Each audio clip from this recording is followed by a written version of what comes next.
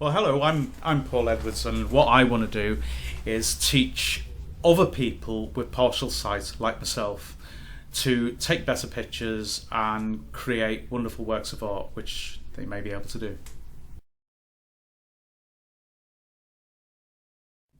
It's important to understand that there's many different types of sight loss. But what I've found is many people who have a visual impairment, very often they can see well enough at a close distance to create great works of art, whether it's painting or modelling with clay, and that can include photography as well.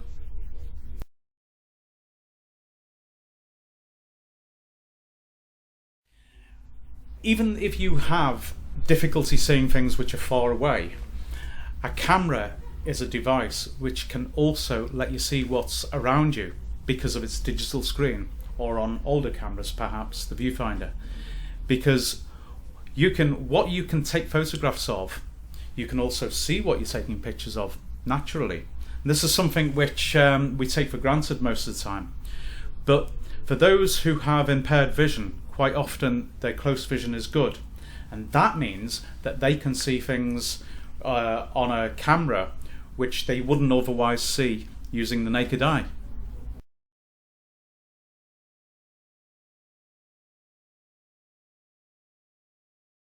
Now here we've got a scene very close to where I live, somewhere I'm quite familiar with, and it's called the 7-acre estate. And somewhere in the middle there is Arthur's Seat, right in the middle of Edinburgh. Now, what I'm trying to do is replicate the kind of sight I've got. It's not entirely accurate, but it gives you some idea. Now, as I've already explained, people with partial sight, it's quite often the fact that their very close vision is good enough to be able to recognise things. So if I bring my hand in front of the lens of the video camera, you can see there that you can see my fingers. You can focus in on the detail on my hand. Now if you can see that, you can also see the digital screen of, say for example, a smartphone. So if I lift my phone up here, I think you'll see that everything is being brought into focus for you by the camera. And obviously if the camera is doing that job for you, and you can see the view, and we can see Arthur's Seat there in the middle there, you can also photograph it.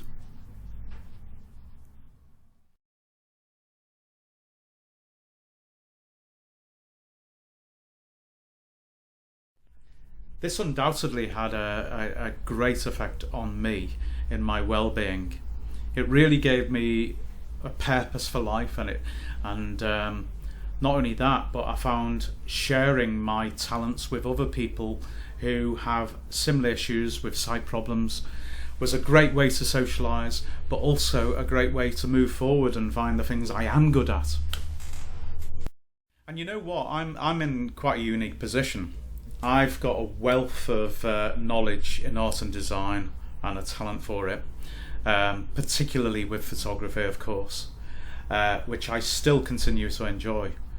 But more than that, I've got quite an insight after 3 years of a regular visitor to the RNIB, as well as my own sight issues. I have a great combination of knowing what it's like to be good at art and design, but also to know what it's like with a visual impairment.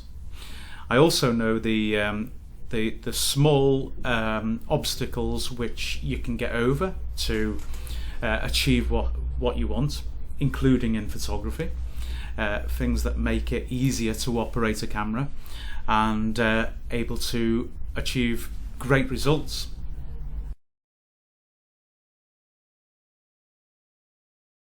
What I'm looking for today, with adequate funding, is the opportunity to be able to use my talents, use my wealth of knowledge, and to go out there and help other people with with similar sight issues to achieve great results. They might already be good photographers, they might have some experience, or they might be starting from scratch.